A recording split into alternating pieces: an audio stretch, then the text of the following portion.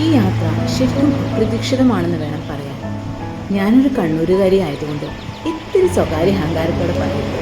ഞങ്ങളുടെ നാട്ടിലെ തോട്ടട കീർണിക്കടുത്ത് യോഗീശ്വരി ഗുഹയിലേക്കാണ് ഇന്നത്തെ എൻ്റെ യാത്ര. അവിടേക്കുള്ള വീതി കുറഞ്ഞ ഈ വഴിയിലുമുണ്ട് ഒരു പ്രത്യേകത.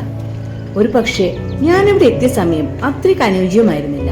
കാരണം എത്തിയത് വൈകുന്നേരം 4 മണി കഴിഞ്ഞിട്ടായിരുന്നെങ്കിലും മെയ് മാസമായതുകൊണ്ട് വല്ലാത്തൊരു ചൂട് കാറ്റുണ്ടായിരുന്നു. എന്നിരുന്നാലും ആ ഗുഹയ്ക്കടുത്തെത്തിയപ്പോൾ വല്ലാത്തൊരു എനർജി അനുഭവപ്പെട്ടു. ചുറ്റും കടലിന്റെ തിരിയടിച്ചുള്ള ശബ്ദവും കൂട്ടിന് ഇളം ചൂട് കാറ്റും.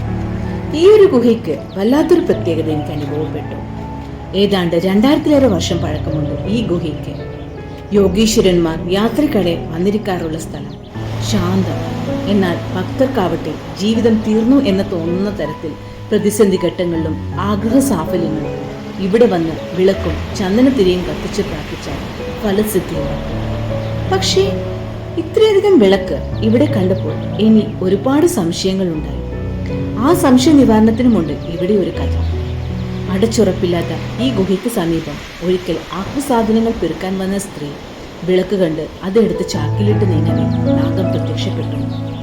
അവളെ എങ്ങോട്ട് നീങ്ങാനാകാത്ത വിധത്തിലായപ്പോൾ പേടിച്ച് അവർ നിലവിളിച്ചു. അവസാനം രക്ഷയ്ക്കെത്തിയ നാട്ടുകാർ അവളെ കൊണ്ട് ഗുഹയ്ക്ക് സമീപം മാപ്പ് പറയിപ്പിച്ചു. തെറ്റാവർത്തിക്കില്ലെന്ന് കരഞ്ഞു പറഞ്ഞതിന് ശേഷമാണ് നാഗം അവിടെ നിന്ന് അപ്രത്യക്ഷമാവുന്നത്. ഈ ഒരു കഥയ്ക്ക് 10-12 വർഷത്തെ പഴക്കമുണ്ട്.